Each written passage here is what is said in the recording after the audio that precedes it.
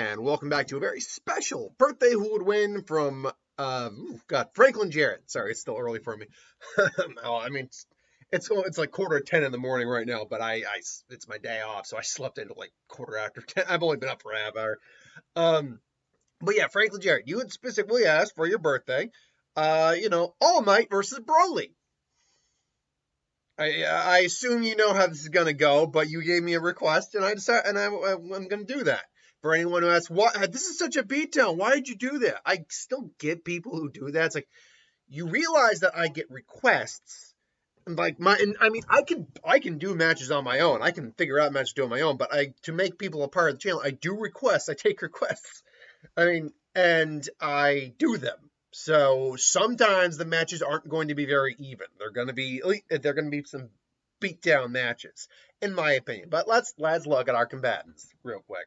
All Might, also known as Yoshinari.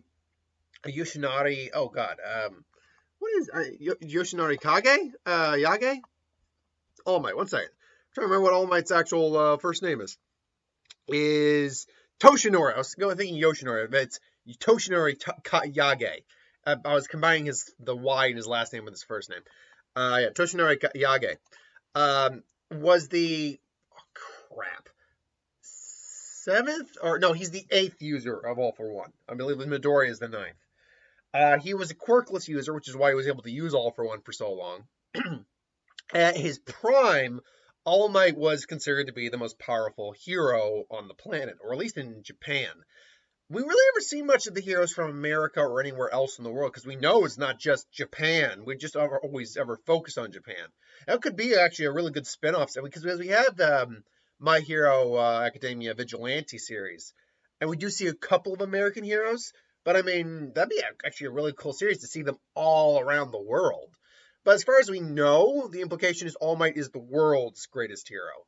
And All for One allowed him enhanced speed, physicality, endurance, durability, and strength. He also was so powerful that just by moving with a certain percentage of power, he could create wind gusts and almost like hurricane force winds. Yoshinori had experience in hand-to-hand combat at his strongest. I remember Death Battle calculating All Might's physical abilities, and it seemed to make a lot. I mean, don't get me wrong, their math isn't always correct, and they're not always correct, but it's a rough ballpark of where he could go with his ability. And he was like in the megatons, I believe. Like the United States of Smash at his weakest state was still enough to create a giant explosion equivalent to not like a nuclear bomb, but a severe explosion. Like it would probably level a city block. His speed was enough that he could even though his size was very massive, he could still catch very quick and agile opponents like Midoriya and Bakugo, who are extremely agile and much smaller than him. He could catch them off guard with no problem whatsoever. He was durable enough to take shots from Nomu in a weakened state and just surpass his limit and keep going. And that was him in a weakened state, in the injured form he had, ultimately, fit in the remaining of his hero career. He's had, I think they say he's over 50. I believe that we have an age on him. Am I right? Age. Do we have an age on him? I'm pretty sure he's like in his 50s, isn't he? They never actually give an age. That's interesting. They never actually give an age for All Might. They give a birthday, but only the month and the day, not the year. So yeah, we actually don't know All Might's specific age, but we do know that he's been doing this for a very long time. He was in high school when he got All for One. I said All for One, One for All. And that he's been doing this for the better part of like 40 some odd years. Now that puts him well into his mid 50s, if not his late 50s. So the fact is yeah, he's on the older side for heroes, and yet he has been able to stay, no pun intended, in his prime because of One for All. And I might have been saying All for One. It's very easy to screw those guys up when you're talking. So yeah, Broly is the son of Paragus and an unknown Saiyan female.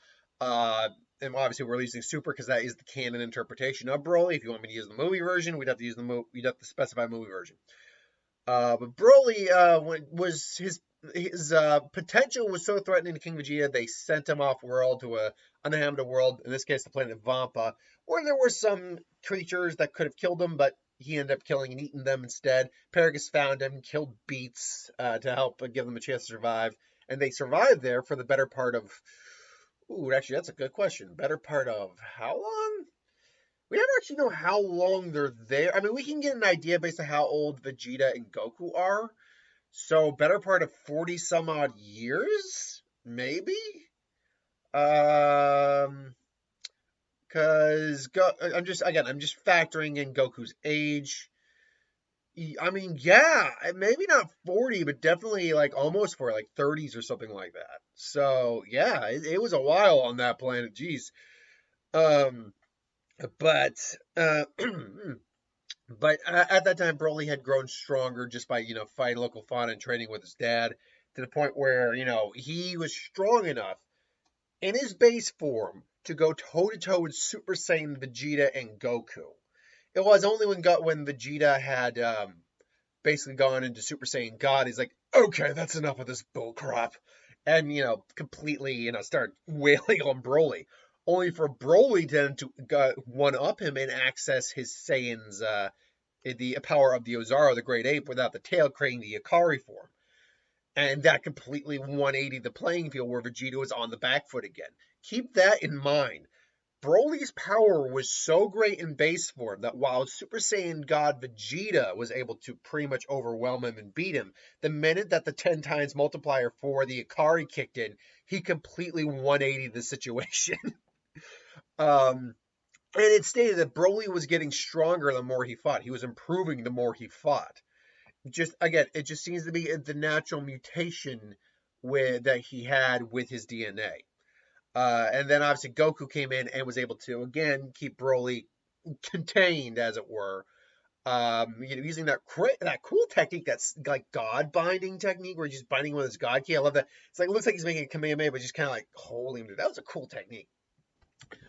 But then Broly again is able to overpower that technique and again overpower Goku and God Ki, which made sense. God form, which made sense if you overpowered Vegeta. Goku and Vegeta are roughly even at that point, though it is implied Goku's still the mildly stronger of the two. And then Goku and Super Saiyan Blue, which multiplier we don't know God's multiplier, nor do we know um, Blue's multiplier, but we know that Blue is much stronger than God because it's combining your Super Saiyan and God Ki together.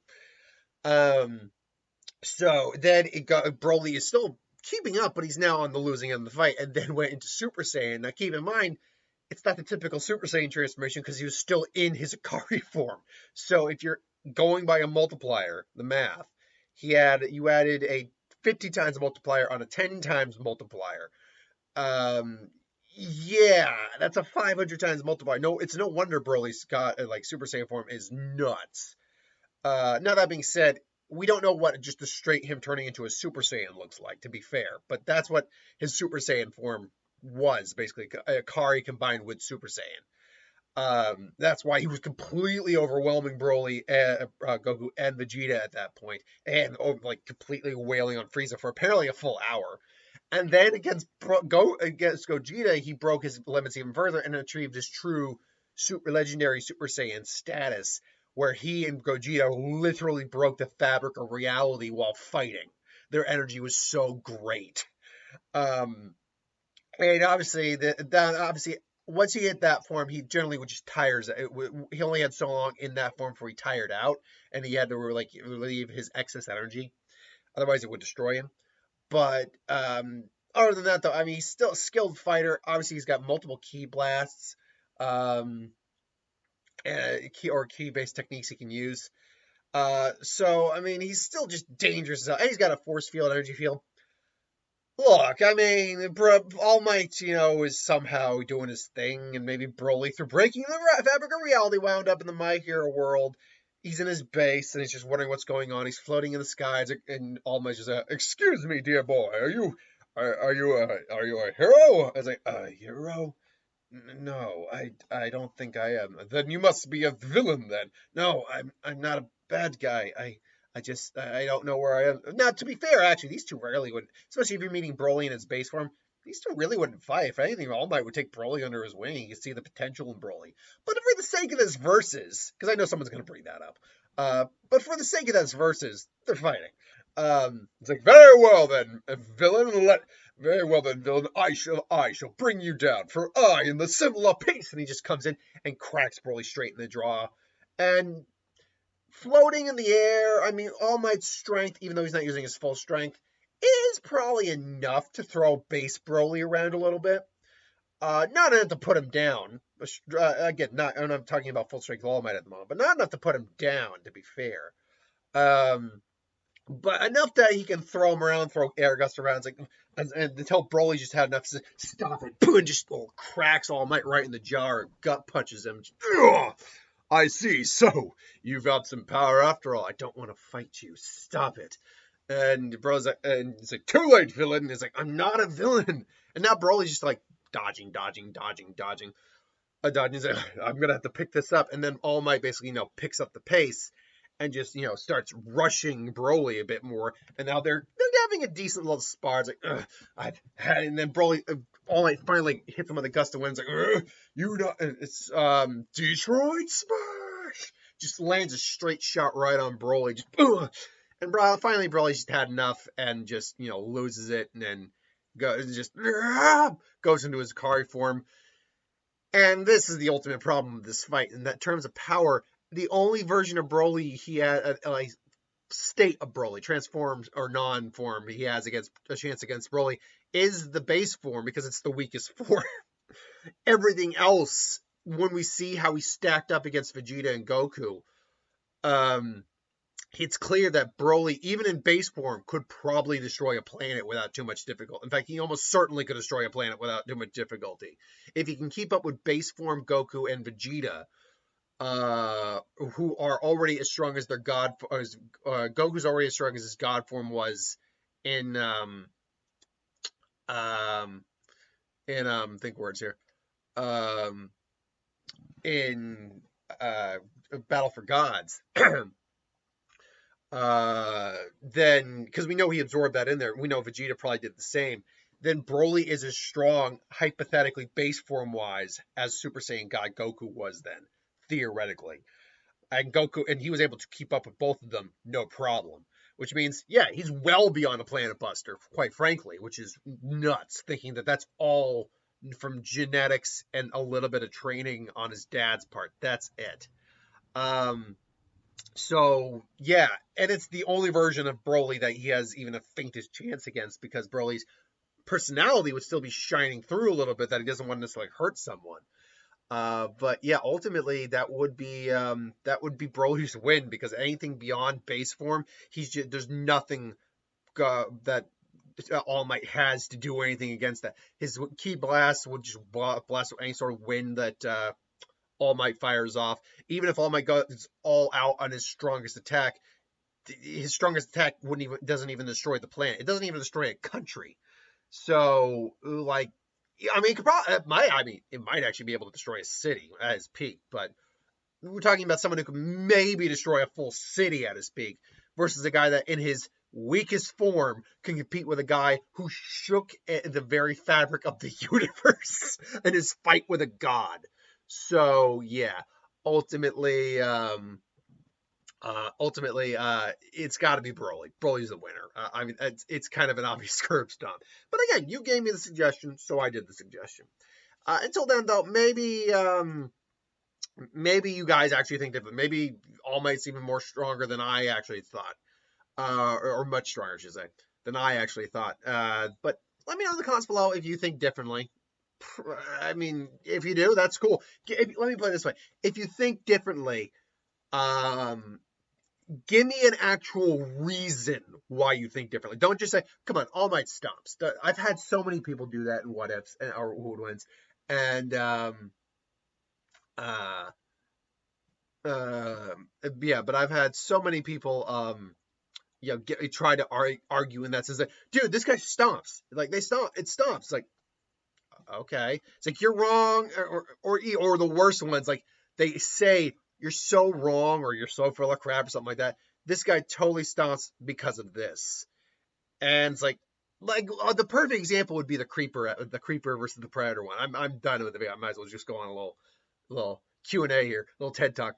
The predator one, I had someone say, dude, the predator's been killed by people or by humans, whereas no one's killed the creeper, so the creeper wins. Like, that argument is dumb as shit.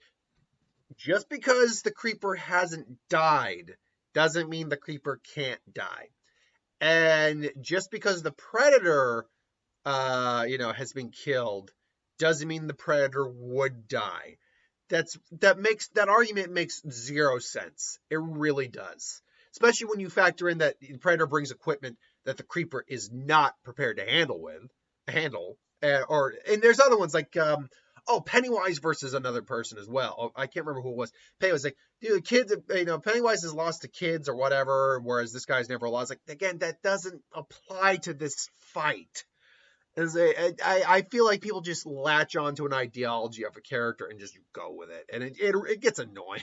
It really does. But hey, it's the internet. What are you gonna do? I digress. Thanks for watching. Hope you enjoyed. Like, comment, share, subscribe. I gotta pre-record my Q&A, not my actual Q&A, but announce the Q&A because we made hit 9,000 subscribers. Thanks for all you guys for subscribing. I also have What If to do today, and I think that's pretty well. I'll pre-record my Who Will Win for tomorrow. And my What If for tomorrow. So I've still got video. I got plenty of videos to re-record today. And probably a Pokemon video at some point. Maybe a Pokemon video. I'm not sure if I'm in the mood to do one today. We'll see what will happen. Until then, thanks for watching. Hope you enjoyed. And I'll see you folks next time. Later.